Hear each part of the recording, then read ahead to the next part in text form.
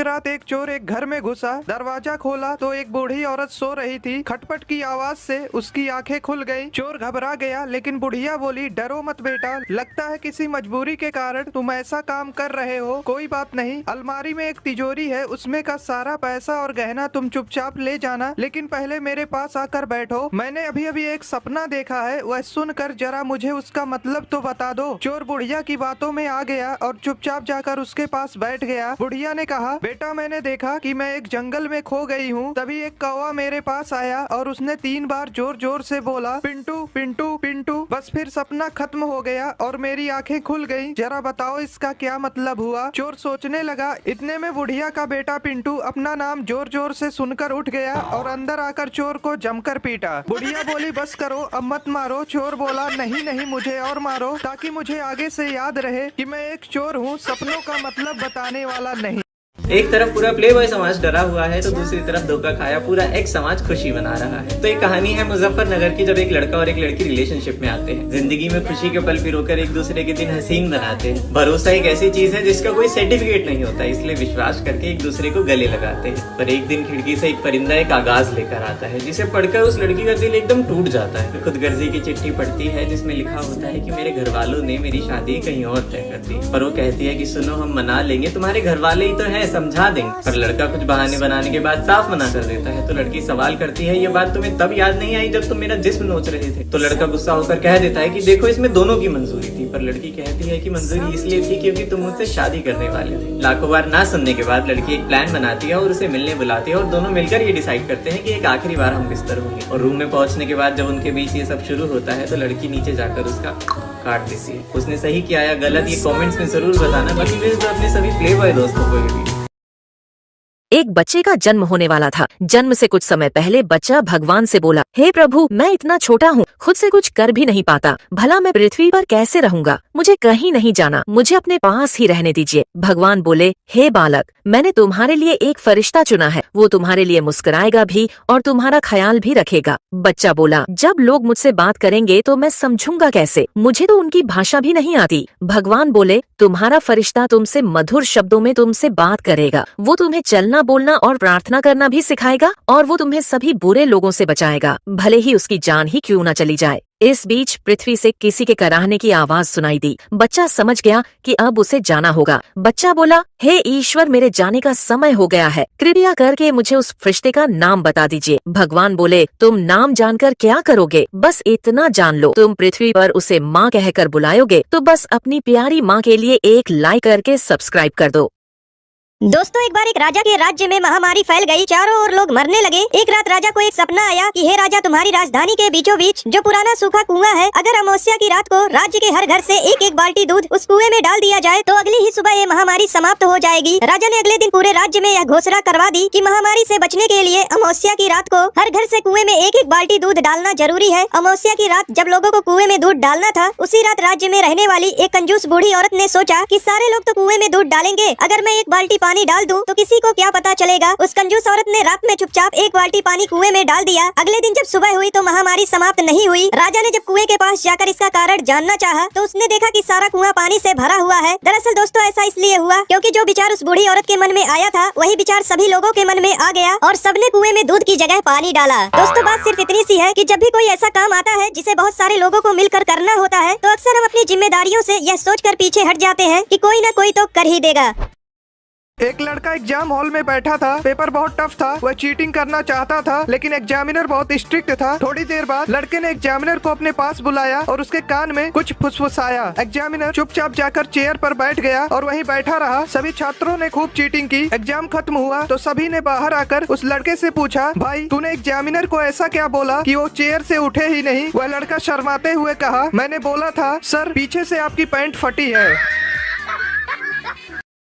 दोस्तों, 2 लड़के लड़की शादी करना चाहते थे, लेकिन लड़की का बाप चाहता था कि शादी ना हो, इसलिए उसने लड़के के सामने एक शर्त रखा कि अगर बारात में कोई भी बूढ़ा आदमी आया तो शादी नहीं होगी। लड़के ने मजबूरी में शर्त मान ली। जब बारात लड़की के घर जाने के लिए निकलने वाली थी, तभी लड़के के नाना ने कहा, मैं भी जाऊंगा बारात। लोगों ने समझाया कि अगर आप गए तो शादी नहीं होगी। नाना बोले, चाहे कुछ भी हो, लेकिन मैं जाऊंगा। लोगों ने फैसला किया कि बूढ़े नाना को डिग्गी में बैठा लो, लेकिन उन्हें बाहर मत निकालना। नाना को डिग्गी में डाल दिया गया। जब बारात पहुंची तो लड़की के बाप ने फिर से टांग अड़ा दी और लड़के से कहा शादी तभी होगी जब तुम पास के इस तालाब से पानी की जगह दूध बहवा दो। बारातियों ने कहा यह तो पॉसिबल नहीं है। बारात वापस आने लगी तभी नाना ने डिग्गी से आवाज लगाई, बस इतनी सी बात के लिए तुम सब वापस जा रहे हो? जाओ जाकर लड़की के बाप से कह दो कि हमने दूध का इंतजाम कर लिया है, आप तालाब का पानी खाली करा दो।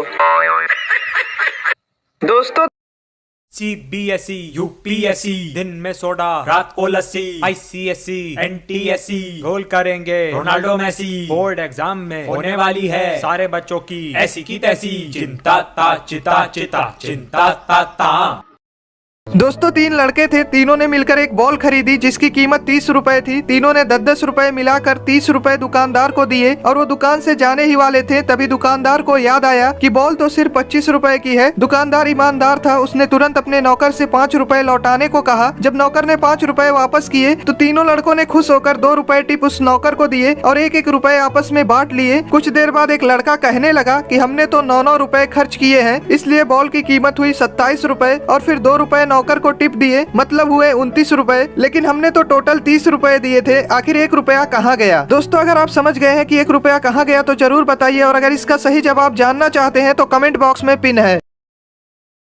दोस्तों एक कसाई के घर चूहा, कबूतर, मुर्गा और बकरा रहते थे। एक दिन कसाई चूहा पकड़ने के लिए एक चूहादानी ले आया। जब चूहे को यह बात पता चली तो वह भागा भागा कबूतर के पास गया और बोला, बहन मेरी मदद करो, कसाई चूहादानी लाया है, उस चूहेदानी को कहीं दूर फेंक आओ। कबूतर बोली, चूहेदानी से मुझे क्या खतरा, मैं क्यों फेंकूं? अब चूहा मुर्गे के पास गया। मुर्गा हंसकर बोला, ये तो मेरी समस्या नहीं है, तुझे खतरा है, तू जाकर फेंक। बेचारा चूहा दौड़ते हुए बकरे के पास गया। बकरा बोला, चूहेदानी में मैं थोड़ी फंसने वाला, मैं ऐसा बिल्कुल नहीं करूंगा। निराश होकर चूहा अपने बिल में चला गया। रात को अचानक खट की आवाज आई। कसाई की बीवी को लगा कि चूहा चूहेदानी में फंस गया है। वह चूहेदानी के पास जा रही थी, अचानक उसे सांप ने काट लिया। कसाई अपनी बीवी को वैद्य के पास ले गया। वैद्य बोला, इसे कबूतर का सूप पिलाओगे तो ठीक हो जाएगी। कसाई ने कबूतर का सूप बनाकर अपनी बीवी को पिला दिया, उसकी बीवी ठीक हो गई। कसाई ने अपनी बीवी के ठीक होने की खुशी में मुर्गे को काटा और खा गए। जब पड़ोसी को पता चला कि उनकी पत्नी ठीक हो गई है तो सब पार्टी मांगने घर आए और कसाई ने पार्टी में बकरा बनवा दिया। दोस्तों यह वही कबूतर, मुर्गा और बकरा थे जो चूहे के मुसीबत के समय में उसका साथ देने के बजाय उसका मजाक उड़ा रहे थे, क्योंकि उन्हें सिर्फ यही लगता था कि यह सिर्फ चूहे की प्रॉब्लम है, ना कि मेरी। तुम्हें पता है एक जेंटलमैन कौन होता है? जो तुम्हारी बकवास बातें भी बड़े गौर से सुने, जो तुम्हारा रंग रूप दौलत देखकर नहीं, तुम्हारी मासूमियत देखकर तुम्हें प्यार करे, जो तुम्हारी बिना फिल्टर वाली फोटो की भी तारीफ करे और जब तुम इनसिक्योरिटीज हो तो इग्नोर नहीं क्लियर करे, जिसे तुम्हारे जिस्म से नहीं बालों से खेलना पसंद हो, जो तुम्हारी मर्जी के बगैर तुम्हें उस नज़र से देखे भी ना, भले ही तुम्हारी आँख खुली हो या बंद हो, जो तुम्हें भले ही कितना भी प्यार करता हो लेकिन अपनी माँ को हमेशा प्रायोरिटी दे, जो महंगे महंगे गिफ्ट्स भले ही ना दिलाए लेकिन तुम्हारे पीरियड्स में तुम्हें एक चॉकलेट जरूर ला कर दे, जो भले ही तुम्हारी गलतियों पे तुम्हें डांटे लेकिन दूसरों के आगे बहुत रिस्पेक्ट से बात करे, जिसके पास ऑप्शंस भले ही कितने हो लेकिन वो हमेशा सिर्फ तुम्हें ही चुने, जो तुम्हारे आगे रोने से बिल्कुल ना शर्माए और उसे देखकर जब तुम रो दो तो वो चुप हो जाए। और अगर ऐसा लड़का तुम्हें मिले तो उसका साथ कभी मत छोड़ना। एक माँ ने अपने बच्चे से मार्कशीट मांगी। बच्चे ने मार्कशीट दिखाई जिसमें उसे गणित में 100 में से 90 अंक प्राप्त हुए थे। माँ ने मार्कशीट देखी और उसे जोर जोर से पीटने लगी। फिर बोली, तुम कब से इतने समझदार हो गए? जरूर तुमने 9 के 90 करे हैं। 0 अपने आप पढ़ाते हो। बोल बोल कर बस उसे पीटे ही जा रही थी और बच्चा बेचारा रोए जा रहा था। बच्चा हाथ जोड़ जोड़ कर बोल रहा था कि माँ मैंने 0 नहीं बढ़ाया, मगर माँ कुछ सुनने के मूड में नहीं थी और उसे बस पीटे ही जा रही थी। 3 साल बाद माँ ने अपने बच्चे से फिर से पूछा कि सच सच बताओ, तुमने 0 बढ़ाया था? बच्चे ने कहा, नहीं माँ, मैंने 0 नहीं बढ़ाया था। माँ ये सुनकर फिर से गुस्सा हो गई और बच्चे को पीट कर चली गई। फिर बच्चा रोते हुए बोला कि दोस्तों, मैंने 0 नहीं बढ़ाया था, मैंने तो 0 के आगे 9 बढ़ाया था। और ये बात दूर खड़ी माँ ने सुन ली और आगे क्या हुआ आप देख ही सकते हैं। होली पर इतने भी पुराने कपड़े मत पहन लेना कि कोई रंग लगाने की बजाय रोटी देकर चला जाए। When you study, you pass. And when you pass, you get happy. And when you get happy, you play. And when you play, you get tired. And when you get tired, you get sick. And when you get sick, you die. So don't study. Pintu एक बार अपने घर की light सुधार रहा था, तभी उसके ऊपर बिजली का तार गिर गया। पिंटू तड़प तड़प कर मरने ही वाला था कि अचानक उसे याद आया कि बिजली तो सुबह से बंद है। वापस उठकर हंसते हुए बोला, साला याद नहीं आता तो आज मर ही जाता। एक पिता अपनी बेटी के लिए लड़का देखने गया। उन्होंने लड़के के पिता से पूछा, छोरो काई करे है? लड़के के पिता ने कहा, सीए है। उन्होंने पूछा, छोरा की बहन काई करे है? पिता ने कहा, वाह भी सीए है। उन्होंने फिर पूछा, छोरा की माँ काई करे है? पिता ने कहा, वाह भी सीए है। उन्होंने फिर पूछा, अरे वाह, सब सीए है, मतलब आप भी सीए ही होगा? लड़के का पिता, ना ना, मैं तो घाघरा ब्लाउज कटिंग करूं, ये सब लोग सीए हैं।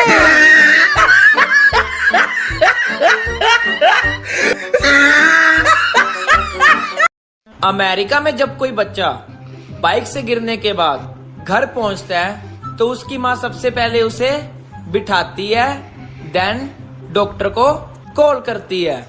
और जापान में जब कोई बच्चा बाइक से गिर जाता है तो उसकी माँ सबसे पहले उसके फ्रैक्चर चेक करती है और फ्रैक्चर चेक करने के बाद उनपे बैंडेज करती है। और जब मैं बाइक से गिरता हूँ तब माँ, हाँ बेटा, मैं बाइक से गिर गया। क्या?